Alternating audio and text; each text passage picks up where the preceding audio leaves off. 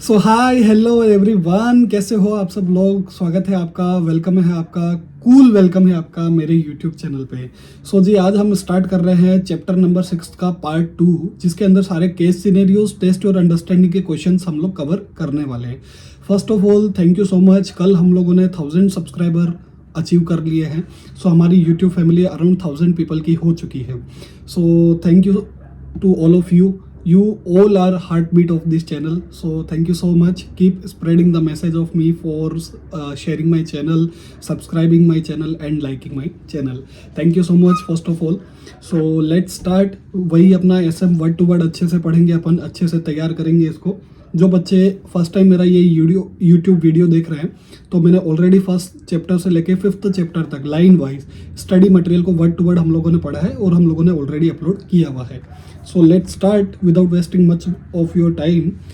Chapter number 6 है, page number है 6.12। Page number is 6.12। There is a case scenario. So what is the case scenario it want to say? So these are the case scenario which implies कि भाई आपको practical application करना है जितने भी आपने कॉन्सेप्चुअल अंडरस्टैंडिंग की है। सो लेट्स स्टार्ट, कैसे क्या करेंगे अपन। सो केस सिनेरियो नंबर 1 हमारा क्या बोलता है। CS नेहा है, एक पार्टनर है major J and associate, is carrying out a statutory audit of major ABC stores limited, okay, financial year 2022-23 की, and she is ready to sign her audit report on 1 July 2023।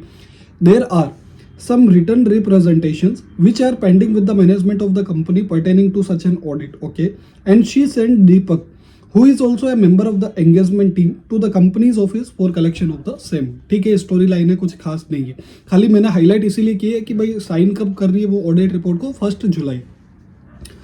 Of returning back, Deepak tell CS Neha that major stock of the company got destroyed. हमारा दीपक इतना होशियार था, इतना बढ़िया article था, उसने बोला कि उसने ऑब्जर्व किया। देखो जनरली क्या होता है कि आर्टिकल्स को जो काम देते हैं वही वो करके आते हैं, लेकिन उसने ये भी ऑब्जर्व किया कि भाई सारे का सारा जो कंपनी का स्टॉक था मेजॉरिटी वो डिस्ट्रॉय हो गया। क्यों? क्योंकि वहाँ पे प्लांट में फायर हो गई 27 जून 2023 को। मैं रिपोर्ट साइन कब कर रहा हूँ? 1 जुलाई 2023 को, और फायर कब हो गई? 27 जून 2023 को। And it has affected the companies operation badly. However the business operations are likely to be resumed management at an alternate place, ठीक है। CS Neha postponed the issuance of the audit report to consider the impact of such an event on the financial state of affairs of the company. She wants the management to disclose the impact of this unfortunate event in financial statement for the year 2022-23। वो क्या चाहती है कि भाई आपका fire हुआ है, no doubt after the date of FS हुआ है, लेकिन आपको डिस्क्लोज करना पड़ेगा किसके अंदर? फाइनेंशियल्स के अंदर। लेकिन मैनेजमेंट तो ऑब्वियस सी बात है, मैनेजमेंट क्या कर रहा है? डिक्लाइन कर रहा है। After the management refusal she issued her audit report on 15 जुलाई। मतलब पहले कब करने वाली थी? 1 जुलाई को, उसके बाद 27 जून को फायर प्लेस हुआ और 15 जुलाई को उसने ऑडिट रिपोर्ट की डेट अपनी शिफ्ट कर दी। The management of the company seeks an appointment from CS Neha to discuss an important matter on 20 जुलाई। 20 जुलाई को मैनेजमेंट ने सामने से बोला कि भाई हमको एक इंपॉर्टेंट मैटर डिस्कस करना है। They inform her that the company had lost a lawsuit filed against it by one of the creditor on 18 July.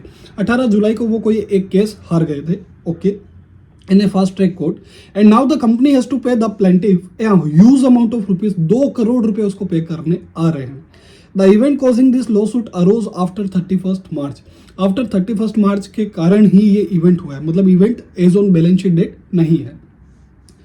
CS Neha is a bit perplexed and her first question to the people from management visiting her office was whether audited financial statement have been made available to any third parties or filed with the regulator।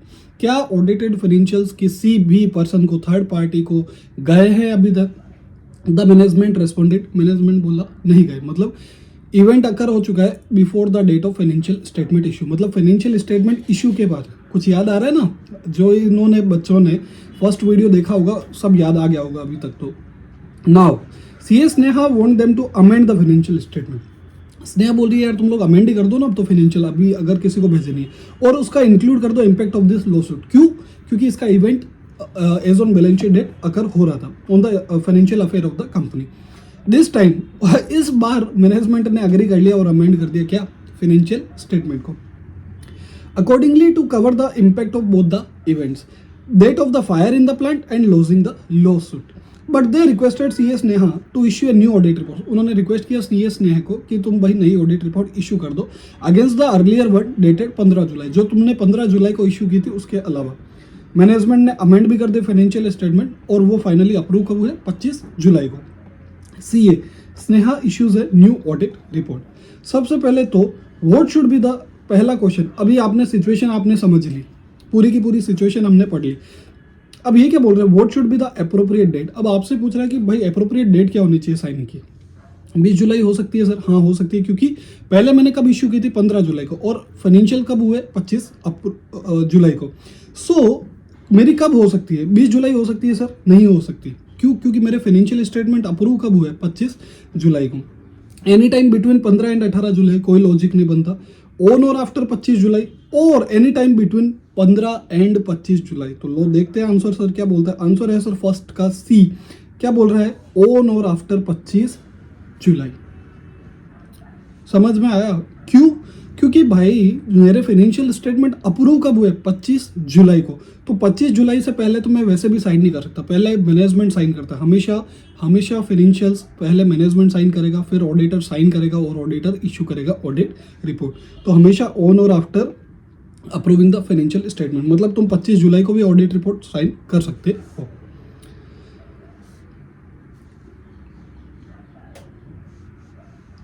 CS Neha would have taken into account a lot of procedure to get knowledge of the events occurring after the balance sheet date up to the date of audit report relating to the company.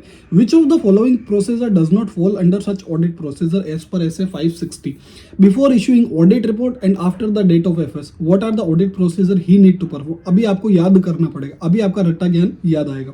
सबसे पहले आप obtain करोगे understanding of the management procedure to identify subsequent event. Yes, हम ये करेंगे। हम inquiry भी करेंगे management with respect to occurrence of any such subsequent event. Yes, हम लोग ये भी करेंगे। We will read the minutes of the meeting of the board held after the balance sheet date during this period. Obviously करेंगे क्योंकि subsequent event की सबसे बड़ी इंपॉर्टेंट इन्फॉर्मेशन हमें यहाँ से मिलेगी। Getting the interim financial statement prepare till the date of audit report mandatorily as a condition to issue the audit report. क्या मुझे इंटरिम फाइनेंशियल स्टेटमेंट, मतलब आज अगर मैं 31 मार्च की ऑडिट कर रहा हूँ और सपोज मैं जून जुलाई अगस्त सितंबर में साइन कर रहा हूँ, तो क्या मैं अप्रैल टू सितंबर के फाइनेंशियल्स मांग सकता हूँ? नहीं मांग सकता। रीजन बीइंग कंपनी बनाती नहीं होगी, कंपनी की प्रैक्टिस ही नहीं होगी। तो क्या मैं मांग सकता हूँ? नहीं मांग सकता। ऑब्वियसली मैनेजमेंट मना कर देगा।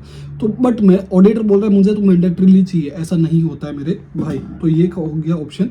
तो हमको क्या पूछा, विच of the following does not, तो ये हमारा ऑप्शन हो गया। सो सेकंड का हम लोग देखते हैं कि डी ऑप्शन राइट है, सेकंड का डी ऑप्शन राइट है। Okay. With respect to the first audit report, जो first audit report CS Neha ने इशू करी थी 15 जुलाई को, which type of opinion was mostly likely provided by her. उसने क्या टाइप का ओपिनियन दिया होगा? फर्स्ट जो ऑडिट रिपोर्ट उसने इशू करी थी, उसने बोला था कि भाई इसका तुम लोग फाइनेंशियल्स में डिस्क्लोजर दो नोट्स टू अकाउंट में, लेकिन उन्होंने मना कर दिया। अब अगर मैनेजमेंट एग्री नहीं कर रहा है तो हम लोग क्या करेंगे? मॉडिफाई करेंगे। ऑब्वियस सी बात है, opinion.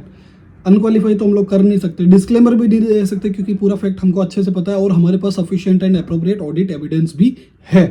Including a statement in emphasis of matter और अदर मैटर नहीं चलेगा। क्यों? क्योंकि फाइनेंशियल स्टेटमेंट में मैनेजमेंट इंटेंशनली डिस्क्लोज नहीं कर रहा है। ठीक है। सो हमारा क्या हो गया? Modified opinion. थर्ड का आंसर देख लेते हैं सर, ए है। With respect to the new audit report issue, जो नई ऑडिट रिपोर्ट इशू करी, which type of opinion is most appropriate, which type of opinion is most appropriate.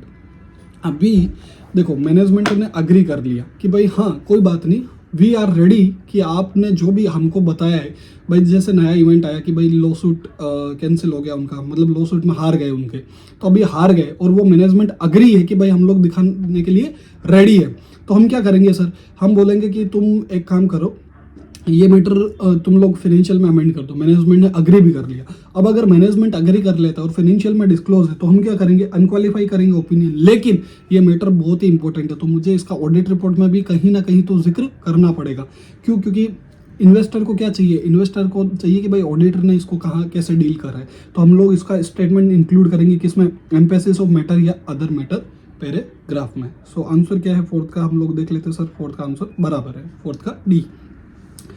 Fire event occurring on 27 June in the companies plant require the following action on part of management. 27 जून को जो fire हुई, अब आप मेरे को आज बताओ, क्या वो इवेंट 31 मार्च को हो रहा था, as on the balance sheet date था? नहीं था। तो वो क्या हो गया? Non adjusting event.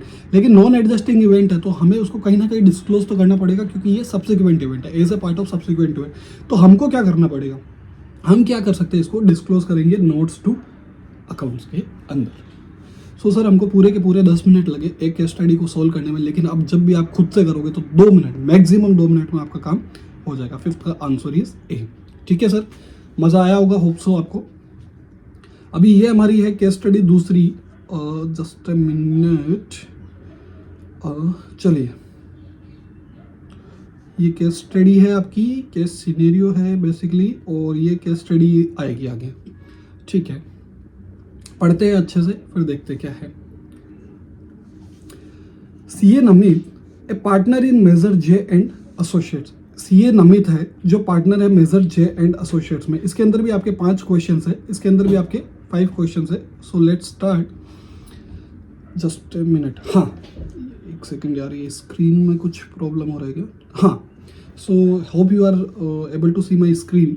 सो केस सिनेरियो 2 क्या बोल रहा है? सीए नमित एक पार्टनर है मेजर जे एंड एसोसिएट में, is carrying out a statutory audit of major XYZ gears limited for the financial year 2022-23 and is in the process of issuing an audit report. Okay, his article trainee Manpreet is very curious about knowing the various facts relating to the consideration of standards on auditing while carrying out an audit and issuing the audit report. कौन सा ऐसे लगेगा? ऐसे 700 की series लग जाएगी। She asked CA Namit about the relevance of going concern assumption. भाई क्या relevance है तुम्हारे going concern assumptions का in their audit, and further reporting to which CA Namit explains to her that both parties have their own responsibilities with respect to the accounting assumption. Both parties मतलब client as well as management. Sorry, management as well as auditor. So जो auditor है उसकी भी क्या जिम्मेदारी है going concern के लिए related, और क्लाइंट मैनेजमेंट की क्या रिस्पॉन्सिबिलिटीज है, जो हम लोगों ने ऐसे 570 के अंदर पढ़ी थी। The management of the company has its own set of responsibilities, while reporting upon the same is very strict and sensitive matter for the auditor as per the requirement of the relevant standard. Relevant standard मतलब ऐसे 570. He tells Manpreet to prepare a list of procedure as she thinks that an auditor should carry out when he identifies that company is facing a downfall in business never seen before due to newer technology in the market and other competitor having sprung up swiftly adopting new technology. ये बहुत बड़ा game होता है किसके अंदर? Technology market में, IT sector के अंदर। सपोज मैं नोकिया का एग्जांपल लेता हूँ। नोकिया ने अपने आप को अडेप्ट नहीं किया तो सैमसंग, एप्पल एंड ये जो माइक्रोमैक्स है जो हम उस टाइम में होता था, माइक्रोमैक्स, रियलमी, रेडमी, वीवो, ये सारे के सारे फ़ोन्स क्या हो गए? उन्होंने न्यू टेक्नोलॉजी को अडॉप्ट करा। हमको स्मार्टफोन चाहिए थे, बट नोकिया किस पे टिका रहा? कीपैड पे। सो नोकिया को जबरदस्त डाउनफॉल हो गया और उसका गोइंग कंसर्न ऑब्वियसली खतरे में आ गया, ऑलमोस्ट कंपनी बंद होने की कगार पे थी। He finds that this condition may cause significant doubt on the company's ability to continue as a going concern. भाई उसको ये तो पता चल गया कि गोइंग कंसर्न कंपनी का खतरे में है, क्योंकि कंपनी क्या नहीं कर रही है? न्यू टेक्नोलॉजी को अडेप्ट नहीं कर रही है। Manpreet things and researches and hands over a list of audit procedure to CA Namit. Manpreet ने एक पूरी की पूरी चेकलिस्ट बनाई एक्सेल में कि हम लोग गोइंग कंसर्न अजम्पशन के लिए what are the audit procedure we can perform for a final discussion. CA Namit clarifies accordingly. CA Namit concludes that use of a going concern basis of accounting is appropriate in the company's case. Obvious ही बात है कि भाई CA Namit ने conclude किया कि भाई जो going concern basis of accounting है वो appropriate है in this case. But material uncertainty exists हो रही है as to the future prospect of the current business. भाई गोइंग कंसर्न जो मैनेजमेंट ने लिया है वो अप्रोप्रिएट है। याद आ रहा होगा, हम लोगों ने अच्छे से पढ़ा था चैप्टर नंबर 6 में, जिन्होंने मेरा फर्स्ट वीडियो देखा है, कि मेरा गोइंग कंसर्न अप्रोप्रिएट है बट मटेरियल अनसर्टेनिटी एग्जिस्ट कर रही है। So what I should do? याद करो, अच्छे से याद करो, मैंने अच्छे से लिखवाया था। However the management has made an appropriate disclosure with respect to such material exist. अब उसमें भी दूसरा केस ये था कि भाई मटेरियल अनसर्टेनिटी एग्जिस्ट कर रही है लेकिन मैनेजमेंट ने डिस्क्लोज भी कर दिया उस चीज़ को। तो वो क्या केस हो गया? अच्छा मैनेजमेंट, बुरा मैनेजमेंट, अगर याद आ रहा होगा किसी को तो। सो मनप्रीत की list of audit procedure include कि भाई रिक्वेस्ट करो management to make its own assessment, evaluate करो मैनेजमेंट का plan future of action, specific assessment करो companies ability, analysing the future cash flow forecast and considering the additional factor और information available. Make appropriate disclosure, request return representation, writing a para address in the audit report. अब CA Namit, अब keeping in view of above answer the following question. अब आपकी आती है practical understanding. जिन्होंने खाली रटा होगा उनको मजा नहीं आएगा. CA Namit tells Manpreet about the auditor's responsibility in the above case on the matter under discussion. Which of the following doesn't fall under the audit responsibilities? इन चारों पॉइंट्स में कौन सी ऑडिटर की रिस्पॉन्सिबिलिटीज नहीं है रिलेटेड टू गोइंग कंसर्न. तो जिन बच्चों ने मेरा फर्स्ट क्लास देखा होगा उसमें हम लोगों ने देखा था कि भाई मैनेजमेंट की क्या रिस्पॉन्सिबिलिटी है एंड ऑडिटर की क्या रिस्पॉन्सिबिलिटीज है. सो सर ऑब्टेन करना sufficient and appropriate audit responsibility, तो ये ऑडिटर को करना है. Conclude on the appropriateness of the management use of going concern. Management ने जो यूज ऑफ गोइंग कंसर्न लिया है वो अप्रोप्रिएट है या नहीं है, उस पर हमको कंक्लूड करना है. हाँ हमको करना है. Assessing whether a material uncertainty exist about the company's ability to going concern. हमको ये भी असेस करना है कि क्या कोई मटेरियल अनसर्टेनिटी एग्जिस्ट कर रही है related to use of going concern. ये हमको ये भी चेक करना है.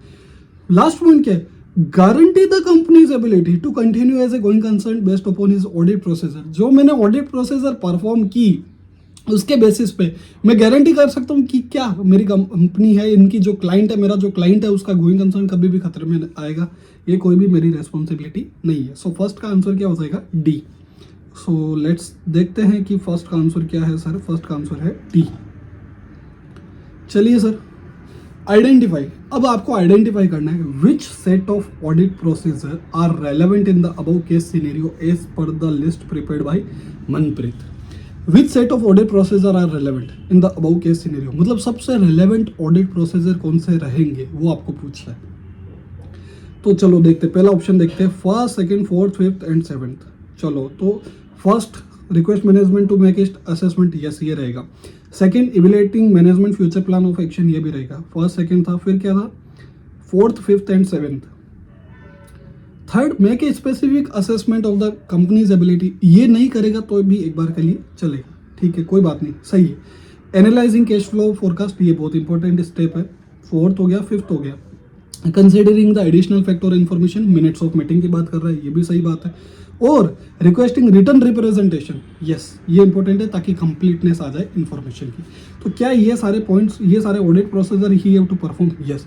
तो सर बाकी के ऑडिट प्रोसीजर क्यों नहीं करना है, देखो making a appropriate disclosure in financial statement, ये मेरा ऑडिट प्रोसीजर नहीं है, ये क्या काम किसका है, मैनेजमेंट का है, तो ये ऑप्शन हट गया.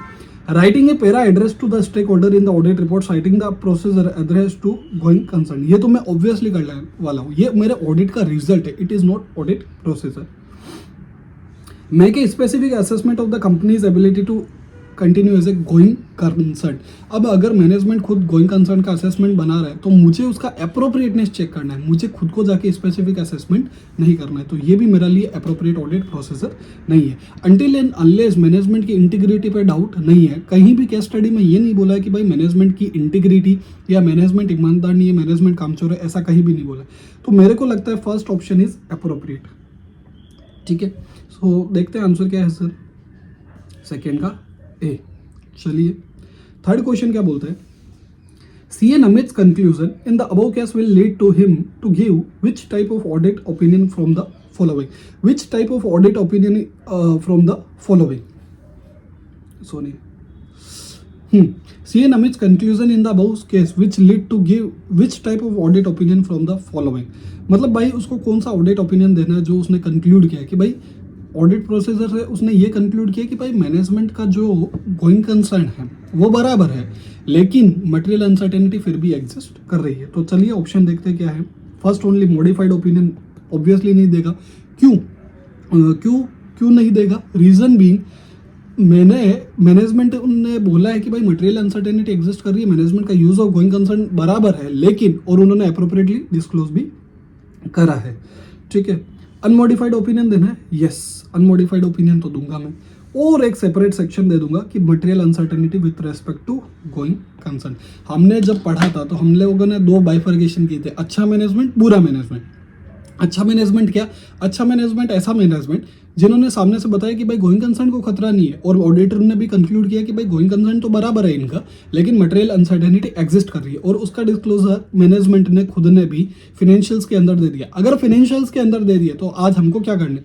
मैं मॉडिक क्वालिफाई तो कर ही नहीं सकता, क्योंकि financial statement present true and fair भी हो और उसमें वो फैक्ट्स अच्छे से दिया हुआ है। तो अभी मुझे ऑडिट रिपोर्ट में उसको कैसे डील करना है कि मैं एक सेपरेट सेक्शन बना दूंगा कि भाई material uncertainty with respect to going concern is exist. So let's check the answer third का D. Consider the following statement. So हमारा सेकंड एंड थर्ड ऑप्शन होगा consider the following statement. Consider the following statement. The management is under a responsibility to make specific assessment of the company's ability to continue as a going concern. Okay. Or the management is under a responsibility to make appropriate disclosure in connection with going concern in the financial statement.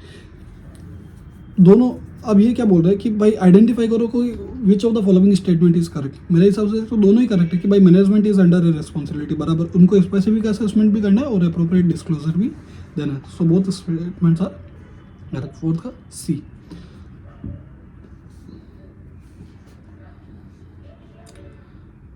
अब इसमें statement 1 is correct only नहीं होगा। Statement 1 falls under the auditor responsible. भाई auditor की कोई भी जिम्मेदारी नहीं, पहले मैनेजमेंट को प्रिपेयर करना पड़ेगा।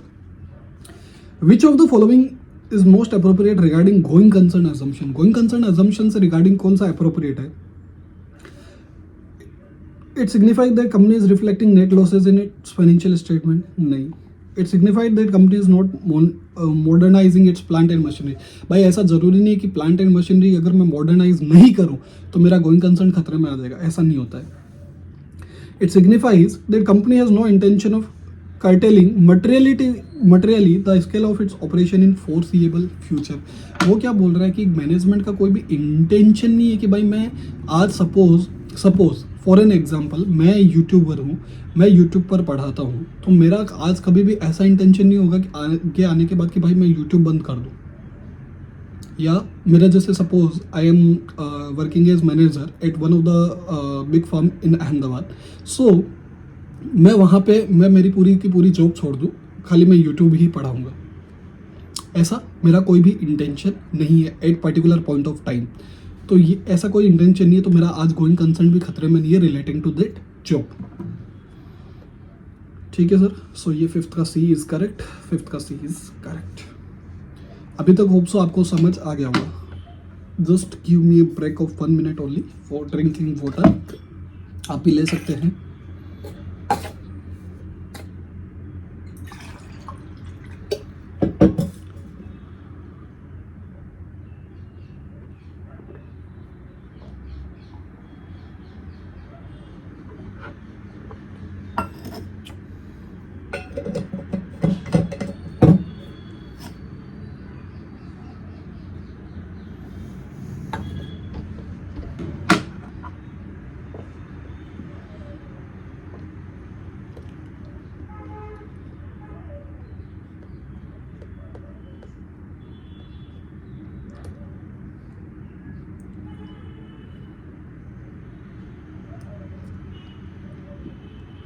अभी ये है इट इज़ केस स्टडी। अभी तक ऊपर ने जो पढ़े थे वो थे केस सिनेरियो। देखो ये जो आईसीए ने एसएम में दिए हुए ना, जो मई 24 के लिए तैयारी कर रहे हैं ना भाई, आईसीए के एसएम का कोई भी केस सिनेरियो, अगर कोई आप चैप्टर पूरा का पूरा ही छोड़ रहे हो लेकिन उसका केस सिनेरियो, केस स्टडी और उसका टेस्ट और अंडरस्टैंडिंग के क्वेश्चंस कोई भी छोड़ के मत जाना। एटलीस्ट सपोज कुछ आ गया तो भाई आपका मार्क्स बोनस में मिल जाएंगे।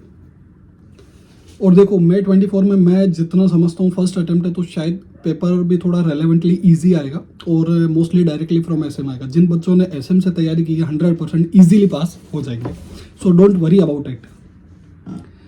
केस स्टडी है और देखो ऑडिट के आपको सारे के सारे मिल ही जाएंगे। ऑडिट के सारे लेक्चर मैंने कमिट किया आपको, मार्च तक मैं दे दूंगा। फरवरी एंड तक मैं ट्राई कर रहा हूँ and but I will try कि भाई फरवरी एंड तक तो मैं आपको सारे के सारे लेक्चर्स प्रोवाइड कर दूँ। मॉड्यूल 1 अभी अपना खत्म हो जाएगा। मॉड्यूल 1 के ऑलमोस्ट ऑलरेडी सारे अपन ने चैप्टर्स कर ही लिए। चैप्टर ये 6 आज खत्म हो जाएगा।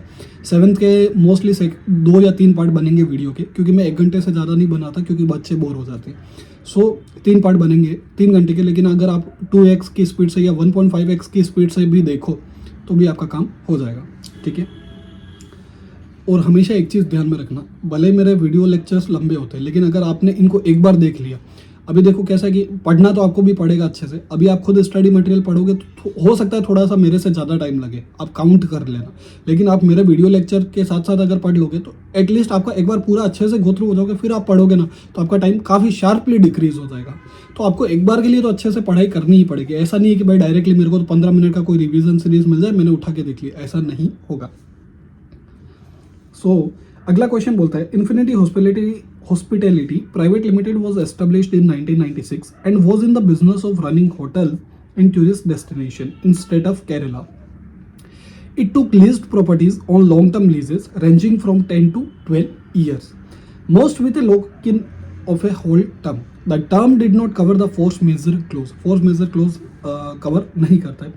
The company was family-owned business and had created a good reputation as value for money budget hotel. Okay, most of the time, hotel clocked 60 to 75% occupancy rate. And during the festive seasonal vacation, hotel business closed 100% occupancy. जैसा मनाली शिमला में हाल होता है. At the time of 25th December to 1st January. The capital structure of the company was debt oriented and over leveraged. Okay. Primary working capital was blocked in maintaining and upkeeping the leased properties, running the restaurants, leases, food and beverages, salary, director remuneration, etc. Okay. The owner looked at the business as a cash cow and did not plow back the funds to expand the business, but were content with the decent profit the hotels were generating. ठीक है, वो expansion का plan out नहीं कर रहे. As the properties were leased and not owned, most of the cash flow generated from operation was used in servicing the property and used loans from financial institution. What was left was withdrawn as director remuneration and dividend. Obviously, बात है. Everything was going on smoothly. However, there were flash flood in Kerala due to unprecedented rains. जो केरल में बाढ़ आई थी उसकी बात कर रहा है ये. There were landslides and roads were blocked. The entire tourist season was washed away due to infrastructural challenges. अब ये क्या हो गई, अनप्रेसिडेंट सिचुएशन और फोर्स मेजर का क्लोज नहीं था, ऐसे लिंक करना है. ठीक है. Accessibility to resorts and hotels was badly hindered. Logistic support took time to reach in far-flung areas. Visit to the God's own country was lost on the mind of tourists. Obvious सी बात है. The company was hardly trying to get back to some semblance of normalcy when pandemic struck. It was double whammy for the company. सीधी सी बात है, पहले flood आ गया और फिर आ गया pandemic, तो कंपनी की लग गई. The impact on the travel, tourism and hospitality business was very severe. The management of Infinity Hospitality Private Limited believed that bad days would end soon and the business would be back to normal. मतलब भाई ठीक है कि बुरा वक्त आया है लेकिन कभी ना कभी तो जाएगा. They also were optimistic about the government coming up with support for the industry and were hopeful of negotiating with lessors and financial institutions for relief. They decided on the humanitarian ground not to terminate the employees and continued paying them a regular salary, maybe deferring 25% to be paid after 1 year. The immediate fallout was on the top line as suddenly the business stopped. Okay. The auditor, Major XYZ Associates, were conducting the audit of company and were grappling with situation and are seeking your guidance for the course of action they need to follow. अब इतना सब business ऐसा business हो गया, अभी as an auditor आपकी क्या जिम्मेदारी रहेगी. अब आप जब प्रैक्टिकल लाइफ में, आज अगर मैं जैसे देखो ऑडिट कौन अच्छा पढ़ा सकता है, जो एक्चुअली प्रैक्टिकली वर्क कर रहा है. अभी मैं साथ साथ में रियल लाइफ सिचुएशंस के साथ साथ काम कर रहा हूँ, इसीलिए मैं आपको प्रैक्टिकली एग्जांपल दे पाता हूँ. ठीक है ना. Based on the case scenario you are required to provide your answer to the following. एक सीए ने अच्छी बात कही थी कि audit is not about just numbers, audit is also facts and information, analysing facts and information and how to present the information to the investor. So audit खाली टिका टिक नहीं है. Based on the above case scenario, you are required to provide your answer to the following. What additional audit procedure must the auditor undertake as per the requirement of SA 570? अब ये इतना सारा case हो गया, तो अभी क्या क्या एडिशनल ऑडिट प्रोसीजर करने पड़ेंगे. तो चलो देखते हैं कि क्या क्या एडिशनल ऑडिट प्रोसीजर रहेंगे. अब ये देखो, ये क्वेश्चन आपके लिए इंपॉर्टेंट है. एक चीज़ बता दूं मैं, क्वेश्चंस में आप आइडेंटिफाई करोगे कि यार ये क्वेश्चंस के आंसर तो ऊपर जो फ्लो चार्ट दिया है आईसीए के स्टडी मटेरियल में वहाँ नहीं दे रखा है। उसका रीज़न मैं बता देता हूँ। जो आप देखोगे ना, जितने भी स्टैंडर्ड्स ऑन ऑडिटिंग है वो आपके ऑडिटिंग प्रोनाउंसमेंट के अंदर पूरे के पूरे हैं। अभी आईसीए ने कैसा करा है कि जो इंपॉर्टेंट पोर्शन है, जो पूरा का पूरा अच्छे से पोर्शन है, वो तो फ्लो चार्ट के रूप में दे दिया आपको, लेकिन इनके जो सिचुएशंस है, क्वेश्चन के आंसर है, तो वो कहीं ना कहीं आपके ऑडिटिंग प्रोनाउंसमेंट से भी आ रहा है। तो हमको क्या सर ऑडिटिंग प्रोनाउंसमेंट भी पढ़ना पड़ेगा। इस जैसे ये 18-19 चैप्टर आपके ऑडिट के खत्म हो जाएंगे, so I am thinking for that कि मैं ऑडिटिंग प्रोनाउंसमेंट का एक एक ऐसे आपको अच्छे से ऑडिटिंग प्रोनाउंसमेंट से ही पढ़ा दूंगा। एक ऐसे अराउंड 30 मिनट्स का रहेगा, लेकिन आपका काम बन जाएगा उससे, ठीक है। So what are the additional procedure he need to perform. So इसमें क्या बोला हुआ है, in the given case scenario the events and condition have been identified which का significant doubt on the entities ability to continue as a going concern. क्योंकि obvious ही बात है कि भाई फ्लड आ गया, फिर पेंडेमिक आ गया, मेरे बिजनेस का भयंकर लॉस हो रहा है, मैं इंटरेस्ट का दे नहीं पा रहा, फोर्स मेजर का क्लोज नहीं, तो अभी क्या। The auditor need to obtain sufficient and appropriate audit evidence. Auditor की क्या जिम्मेदारी है, ये स्टैंडर्ड पैरा रहेगा। कभी भी कोई भी आप आईसीए का आंसर करोगे तो इसमें भाई गोइंग कंसर्न आपको ऐसे 570 कोट करना है, और इसमें आपको लिखना है कि भाई he need to obtain sufficient and appropriate audit evidence to determine whether और not material uncertainty and gather evidence including mitigating factor. उसको एविडेंस भी ऑब्टेन करने and what are the mitigating factor to get back to the normal situation. So वो क्या procedure perform करेगा, सबसे पहले वो क्या करेगा, एनालाइज करेगा एंड डिस्कस करेगा, एनालाइज एंड डिस्कस करेगा cash flow, profit and other relevant forecast management, जो हमारी मैनेजमेंट की रेस्पॉन्सिबिलिटी के अंदर आता है। तो सबसे पहले वो क्या करेगा, सबसे पहले वो क्या चेक करेगा सर, सबसे पहले वो चेक करेगा कैश फ्लो। दूसरा वो एनालाइज एंड डिस्कस करेगा एंटिटी का latest available interim financial statement. अगर कोई इंटरिम फाइनेंशियल स्टेटमेंट अवेलेबल होता है तो वो भी वो चेक कर लेगा। Reading the terms of loan agreement and determining whether any have been breached, any have been breached। देखो ऑब्वियस सी बात है, कंपनी के पास कैश इन है नहीं, कैश आउट बहुत ज़्यादा है, फोर्स मेजर का क्लोज अग्रीमेंट्स में था नहीं, तो आज कंपनी क्या बैंकरप्ट तो ना हो जाए, या क्या कंपनी ने लोन टाइमली रिपेमेंट कर रही है, क्या कंपनी ने कोई कॉल लिया है मैनेजमेंट के साथ, या सॉरी लोन देने वाले के साथ, लेंडर के साथ बेसिकली, कि भाई मेरे कंपनी में ये सिचुएशन हो गई है, मेरी कंपनी अच्छी ही थी लेकिन अनप्रेसिडेंट सर्कमस्टांसेस की वजह से क्या तू मुझे एक्सटेंशन देगा, क्या तू मुझे इंटरेस्ट रेट थोड़े टाइम के लिए बार करेगा, डीबार करेगा। तो you have to check the loan agreements, ठीक है ना, loan agreements. Reading minutes of the meeting of share holder, TCWG and relevant committees for referring to financing difficulties. अब इतना बड़ा मैटर हो गया तो ऑब्वियस ही बात है शेयर होल्डर के साथ भी डिस्कस हुआ होगा, BOD में भी डिस्कस हुआ होगा, AGM में भी डिस्कस हुआ होगा, और कोई एक्स्ट्रा ऑर्डिनरी जनरल मीटिंग में भी डिस्कस हुआ होगा। तो आपको क्या चाहिए, मिनट्स ऑफ मीटिंग भी आपको पढ़नी पड़ेगी, मॉम को भी पढ़ना पड़ेगा।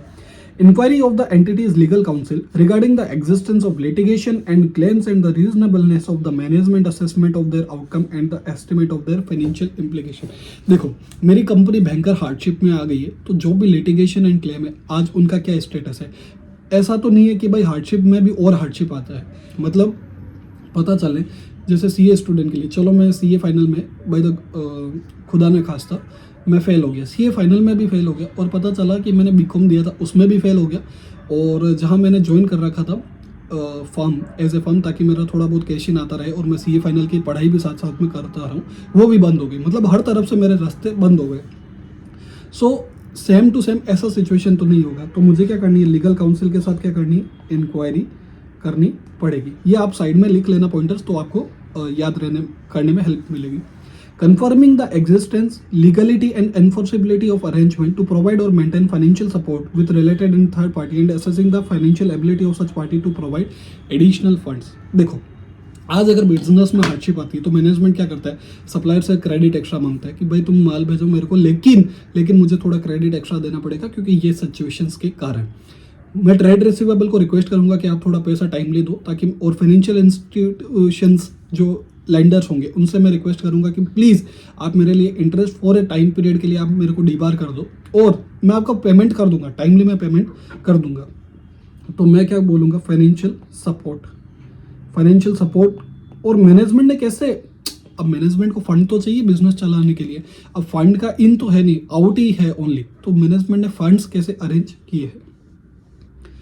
performing audit procedure regarding subsequent event to identify those that either mitigate or otherwise affect the entity's ability to continue as going concern. हमको subsequent event भी चेक करना पड़ेगा. देखो इसके अंदर 570 और 560 दोनों आ गया है. Confirming the existence, terms and adequacy of borrowing facilities. Borrowing का क्या सीन है आपका, जो मैंने आपको अभी बोला. Where management has not yet performed an assessment of entity's ability to continue as going concern, request management to make its assessment. Assessment भी बनाना पड़ेगा किसका, गोइंग कंसर्न का. इवेलुएट करो management plan for future action. Future action का plan, ये तो सारे जो 570 के अपने पेराज आ गए. Evaluating management plan for future action में इंक्लूड इंक्वायरी करो मैनेजमेंट से. For example its plan to liquidate. भाई क्या उसको लिक्विडेशन का प्लान है कि भाई नहीं अब मेरे को बिजनेस चलाना ही नहीं है. Considering whether any additional facts और information, basically minutes of meeting की बात कर रहा है. और रिक्वेस्ट करो रिटर्न रिप्रेजेंटेशन फ्रॉम मैनेजमेंट कि भाई तू और भी कोई फैक्ट हमसे छुपा नहीं रहा है. सो ये सारे ऑडिट प्रोसीजर हमको परफॉर्म करने पड़ेंगे. अगला क्वेश्चन क्या बोलता है, according to your judgement what risk assessment procedure should the consider for arriving a conclusion based on the management assertion of entity being going concern. Risk assessment procedure क्या करने पड़ेंगे, ये तो ऑडिट प्रोसीजर है sir, लेकिन risk assessment procedure हमको क्या करने पड़ेंगे, ये आता है दिमाग वाला क्वेश्चन. अब जिन्होंने कंसेप्चुअली पढ़ा है अच्छे से, एसएन को वर्ड टू वर्ड रीड किए, वही इस क्वेश्चन का आंसर देंगे. और इस क्वेश्चन का कम से कम वेटेज होगा 5 नंबर का. When performing risk assessment procedure, अब मुझे risk assessment procedure perform करनी है as per SA 315. The auditor shall consider whether events or condition exist that may cause significant doubt on entity's ability to continue as going concern. Yes, हो रहा है. In doing so, the auditor shall consider whether management has already performed a preliminary assessment. भाई simple सी बात है, आज मुझे risk assessment procedure perform तो करना है, लेकिन पहले मैं क्या पूछूंगा, पहले मैं मैनेजमेंट से पूछूंगा क्या तुमने कोई काम किया है, तुमने कुछ होमवर्क किया है इस सिचुएशन को डील करने के लिए. तो फिर ऑडिटर क्या करेगा, ऑडिटर करेगा डिस्कस किसके साथ, assessment with management and determine whether management has identify event and condition जो इंडिविजुअली और कलेक्टिवली का सिग्निफिकेंट डाउट क्रिएट कर रहे हैं गोइंग कंसर्न है.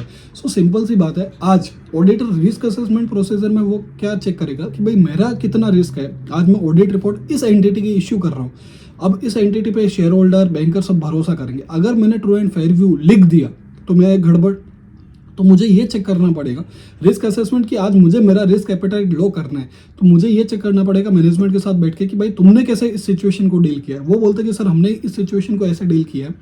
तो हमको ये देखना पड़ेगा कि इंडिविजुअल सर्कमस्टांसेस और एग्रीगेट सर्कमस्टांसेस क्या मेरी मटेरियलिटी लेवल के बाहर जा रहे हैं.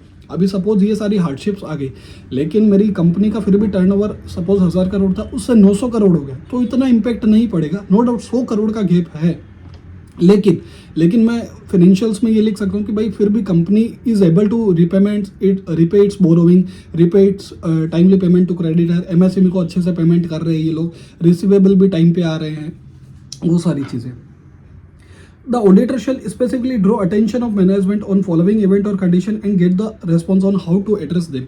आज मेरा रिस्क असेसमेंट प्रोसीजर क्या बढ़ जाएगा कि भाई जितने भी मैंने इवेंट्स और कंडीशन आइडेंटिफाई की उसके सामने मैं क्या लूंगा, मैनेजमेंट का रेस्पॉन्स.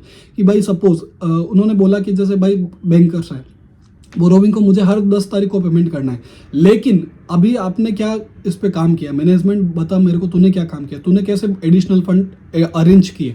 तो मैनेजमेंट बोलेगा भाई कि मैंने लेंडर को लेटर लिखा कि भाई हमारी ये चीज़ें हो गई है. फोर्स मेजर का नो डाउट क्लोज नहीं है, लेकिन बेस्ड ऑन द रिलेशनशिप हम लोगों ने 10 साल से आपके साथ लोन अग्रीमेंट है हमारा, और आज तक अभी हम लोग फेल नहीं हुए. तो वो पूरा एक लेटर लिखेगा लेंडर को और ऑडिटर को बताएगा कि भाई ये काम मैंने करा है. तो ऑडिटर को एक कंफर्ट मिलेगा कि नहीं मैनेजमेंट ने काम तो करा है, मैनेजमेंट इस सिचुएशन को डील करने के लिए कुछ काम तो करा है. The company is debt heavy and over leveraged. The leased properties are having considerable lock-in period with absence of force majeure clause. There are no contingency reserve available with the company. Contingency reserve भी नहीं है company के पास. All these factors should be taken into account while performing risk assessment procedure. Risk assessment procedure में basically मैं certain questions draft करूँगा और वो management को पूछूंगा कि भाई आपने कैसे डील किया है इस सिचुएशंस के लिए.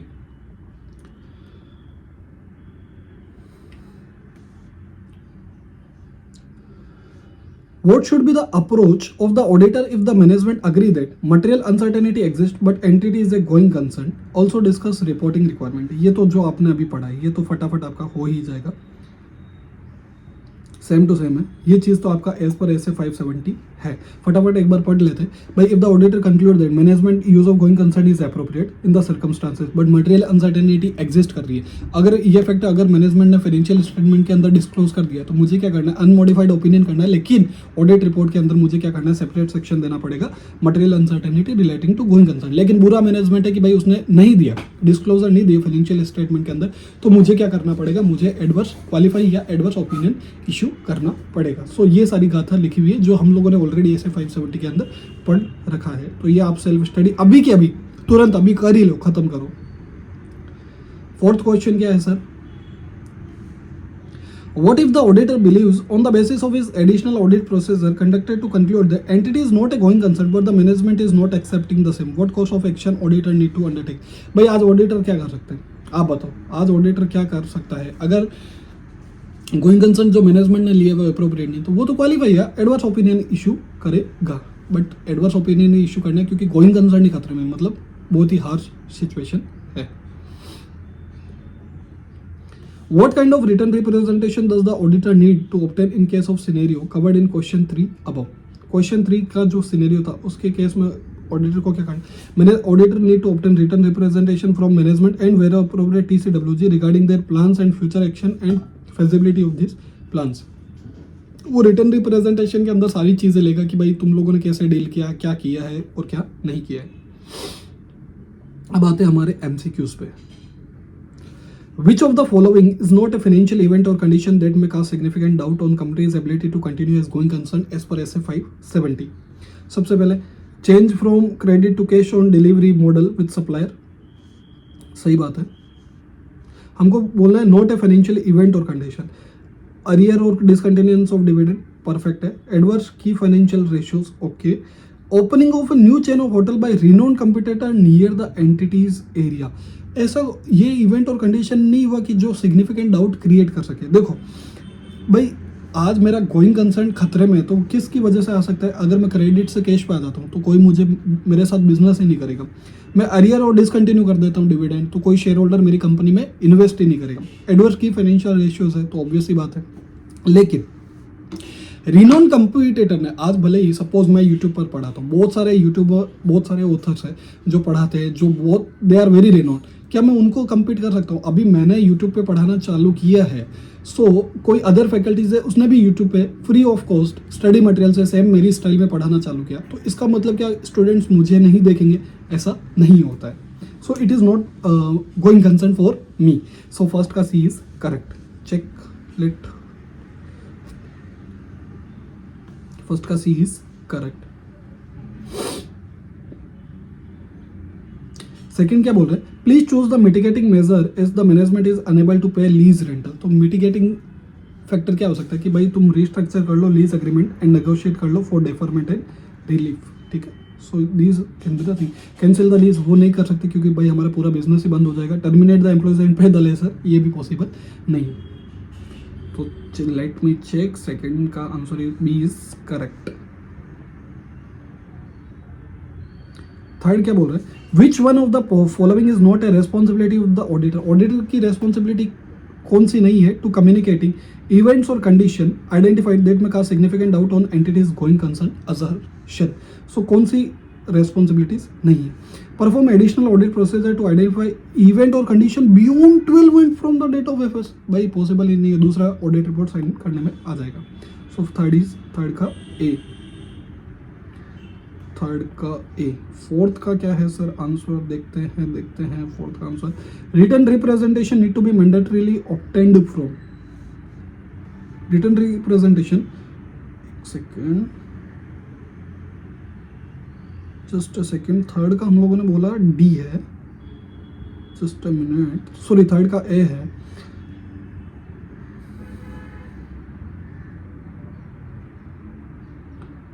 हाँ, so let's start. Written representation need to be mandatorily obtain from. देखो हमको ये जो क्वेश्चंस के आंसर करने हैं वो अबव के सिनेरियो के हिसाब से करने, तो क्या ऑडिट कमिटी से मैं रिटन रिप्रेजेंटेशन लूंगा? नहीं। क्लाइंट रिलेशनशिप मैनेजर से? नहीं।